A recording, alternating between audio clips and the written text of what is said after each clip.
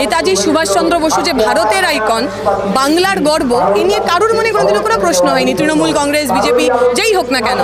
তাহলে যখন বিজেপির একজন রাজ্যসভার সদস্য ক্রমাগত এরকম কথা বলে যাচ্ছে, এখনও তিনি রাজ্যসভার পদ থেকে বরখাস্ত হচ্ছেন না কেন? পড়াশোনার সঙ্গে বিজেপি আরএসএসের সম্পর্কটা একটু খারাপ, এবং আমরা দেখেছি এটা আরএসএসের কাজ করার একটা খুব গুরুত্বপূর্ণ পদ্ধতি, রিমেকিং অফ হিস্ট্রি, যাতে নতুন করে ইতিহাস তৈরি করেন, যাতে মানুষের চেতনাকে বদলে দেওয়া যায়। বীরভূমের রামপুরহাটের ঘটনা, একটি রাস্তা যেটা নেতাজি সুভাষচন্দ্র বসুর নামে ছিলেন সেটা বদলে শ্যামাপ্রসাদ মুখার্জির নামে হয়ে গেল। তার মানে শ্রমিকবাবু যা বলছেন তার সঙ্গে মাটির খুব যোগ নেই। মানে ওই বলে না, হাতি কা এক দাঁত দিখানে কে লিয়ে আর এক দাঁত খানে কে লিয়ে। তাহলে মিডিয়ার সামনে উনি এসে বলবেন নেতাজি সম্পর্কে কথা বলতে হবে, মিডিয়ার সামনে উনি এসে বলবেন সবাইকে নিয়ে একসাথে চলতে হবে, আর কর্মক্ষেত্রে ওনার দলের লোকেরা নেতাজিদের বিরুদ্ধে প্রতিদিন যুদ্ধ ঘোষণা করবে। কনফিডেন্সটা বেশ লো দেখছি। রিসেন্টলি টেস্ট করিয়েছো? হ্যাঁ ডাক্তারবাবু, প্রি টেস্টের পরের দিনই করিয়েছি। ও, তুমি মাধ্যমিক দেবে? তাহলে মক টেস্ট করো। এই নাও মৌলিক লাইব্রেরি সম্রাট এক্সক্লুসিভ মক টেস্ট পেপার। এতে পাবে প্রতিটি বিষয়ে অধ্যায়ভিত্তিক গুরুত্বপূর্ণ নমুনা প্রশ্নপত্র, ইংরেজি, গণিত, আনসিল লেখার বিস্তারিত টিপস, আর প্রতিটি সাবজেক্টের এক্সপার্ট ওপিনিয়ন, যা তোমার কনফিডেন্সকে ফিরিয়ে আনবে মাধ্যমিকের আগে। সম্রাট এক্সক্লুসিভ মাধ্যমিক মক টেস্ট পেপার, এক্সামে কনফিডেন্স বুস্টার। বিজেপির রাজ্যসভার সাংসদ অনন্ত মহারাজ, যদিও তার অনন্ত মহারাজের নামকরণ নিয়েও আপনারা অনেক রকম অভিযোগ জানিয়েছেন, তিনি একেবারে নেতাজি সুভাষচন্দ্রকে নিয়ে অপমান করেছেন। পাশাপাশি বিজেপির রাজ্য সভাপতি শ্রমিক ভট্টাচার্য, তিনিও কিন্তু বিভিন্ন কুমন্তব্য করতে শোনা গেছে। কি বলবেন? বলেছে এটা আসলে ওনারা ওনাদের রূপ দেখাচ্ছেন। আমরা প্রথম দিন থেকে বলেছিলাম যে ওরা দেশপ্রেম, জাতীয়তাবাদ নিয়ে ভোট চায় ঠিকই, কিন্তু আসলে এই দেশের মুক্তিতে বা এই দেশের ভালোবাসায় বিজেপির রোল ঠিক ততটাই যতটা আর্যভট্ট যে শূন্য আবিষ্কার করেছিলেন সেইটার মতো। এবং আমাদের তো প্রশ্ন রাজ্যের সরকারের কাছে থাকবে, রাজ্যের সরকার যে দ্বারাই পরিচালিত হোক না কেন, নেতাজি সুভাষচন্দ্র বসু যে ভারতের আইকন, বাংলার গর্ব, এ নিয়ে কারোর মনে কোনোদিনও কোনো প্রশ্ন হয়নি, তৃণমূল, কংগ্রেস, বিজেপি যেই হোক না কেন। তাহলে যখন বিজেপির একজন রাজ্যসভার সদস্য ক্রমাগত এরকম কথা বলে যাচ্ছে, এখনও তিনি রাজ্যসভার পদ থেকে বরখাস্ত হচ্ছেন না কেন? বিজেপিকে প্রশ্নের উত্তর দিতে হবে। এখনও রাজ্যের সরকার, দেশের সরকার, আমাদের স্বাধীনতা সংগ্রামীদের অবমাননা হচ্ছে, এই ধারায় ওকে জেলের মধ্যে ঢোকাচ্ছেন না কেন? যদি এই দুটোর মধ্যে একটাও না হয়, তাহলে পরিষ্কার বোঝা যাবে আসলে উনি যে কথা বলছেন সেটা ওনার ব্যক্তিগত কথা নয়, সেটা বিজেপির কথা, সেটা আরএসএস এর কথা।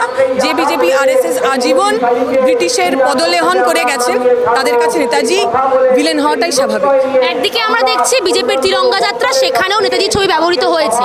আবার অন্যদিকে দেখছি মুখ্যমন্ত্রী শুভেন্দু অধিকারী, তিনি বলেছেন, নির্দেশ দিয়েছেন প্রত্যেকটি বিধায়ককে তাদের কেন্দ্রে কেন্দ্রে নেতাজির নামে সেবা কেন্দ্র চালু করতে হবে।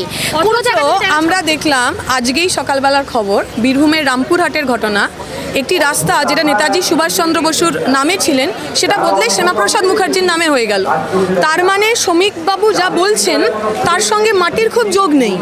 মানে ওই বলে না, হাতি কা এক দাঁত দিখানে কে লিয়ে আর এক দাঁত খানে কে লিয়ে। তাহলে মিডিয়ার সামনে উনি এসে বলবেন নেতাজি সম্পর্কে কথা বলতে হবে, মিডিয়ার সামনে উনি এসে বলবেন সবাইকে নিয়ে একসাথে চলতে হবে, আর কর্মক্ষেত্রে ওনার দলের লোকেরা নেতাজিদের বিরুদ্ধে প্রতিদিন যুদ্ধ ঘোষণা করবে। একই সঙ্গে আমরা দেখতে পাচ্ছি সিলেবাস, পাঠ্যপুস্তক, সেখানেও কিন্তু যুক্ত হচ্ছে শ্যামাপ্রসাদ মুখার্জির নাম।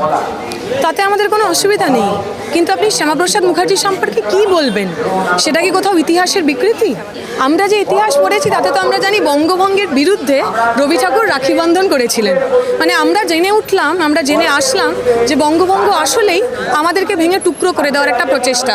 কারণ সারা ভারতে দুটো সেন্টার ছিল বিপ্লবী আন্দোলনের, পাঞ্জাব এবং বাংলা, এবং আমরা যদি দেশ ভাগ দেখি তাহলে এই দুটো জায়গার ওপর দিয়ে একেবারে সীমারেখা টেনে দেওয়া হয়েছিল। আমাদের বোধ আমাদের শেখালো যে বঙ্গভঙ্গ আসলে ব্রিটিশদের তৈরি করা একটা কনস্পিরেসি, যে কনস্পিরেসিতে স্বাধীনতা আন্দোলনকে ভেঙে দেওয়া হলো, স্বাধীনতা সংগ্রামের আঁতুড়ঘর ভেঙে দেওয়া হলো।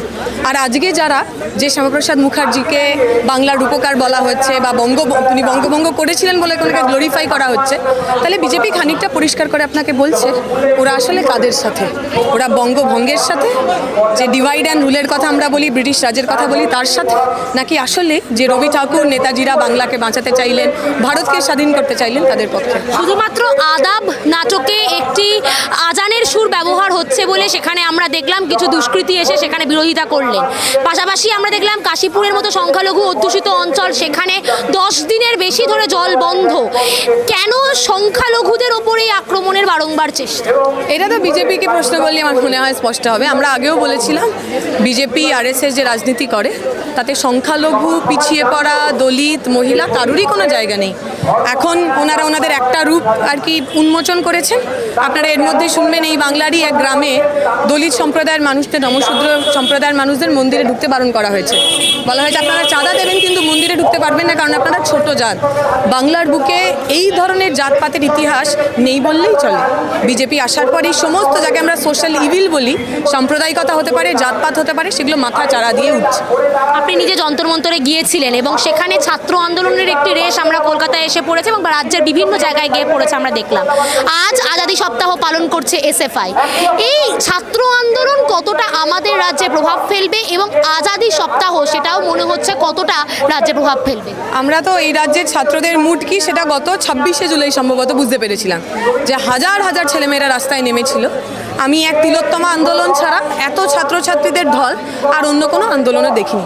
তিলোত্তমা আন্দোলনেও তাও সমস্ত ধরনের মানুষ ছিলেন। এটা একেবারেই জেনজিদের, কম বয়সীদের, ছাত্র যুবদের মিছিল ছিল। প্রচুর পরিমাণ মানুষ এসেছিল। ফলে এই বাংলার ছাত্রছাত্রীরা কী চান সেটা আমরা খানিকটা জানি। আজকে আমাদের এই মিটিংয়ে আমাদের সঙ্গে রয়েছেন ক্রান্তি বিহারে আমাদের এসএফআই এর নেতা, এবং ছাত্র আন্দোলন করার জন্য প্রায় 40 দিন ওকে জেলের মধ্যে থাকতে হয়েছিল। ও ভয় পায়নি, পার্টিও বদলায়নি, অন্য কোনো রাজনৈতিক দলে যোগ দেওয়ার চেষ্টাও করেনি।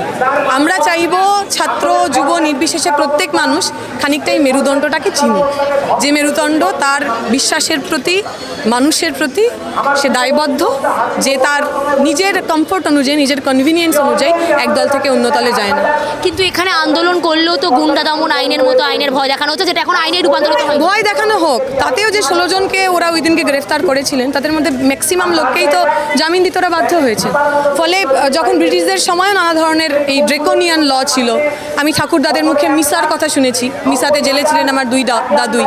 ফলে প্রতিবাদীদের বিরুদ্ধে সবসময় রাষ্ট্রের হাতে আইন থাকে, কানুন থাকে, কিন্তু বিপ্লবীরা বা যারা পরিবর্তন করতে চান তারা সেই সমস্ত আইনকে বুড়ো আঙুল দেখি মানুষের জন্য রাস্তায় নামেন এবং জয়ী হন। শেষ একটা প্রশ্ন যাব, দিনের পর দিন আমরা দেখছি ইতিহাস ভুলিয়ে দেওয়ার একটা চেষ্টা, কারণ কলকাতার একাধিক রাস্তার নাম বদল, কলকাতা শুধু না বিভিন্ন জেলার রাস্তার নাম বদল হচ্ছে, সুরাবর্তী এভিনিউর নাম বদল হয়েছিল, সেখানেও কিন্তু ভুল যুক্তি দেওয়া হয়েছিল।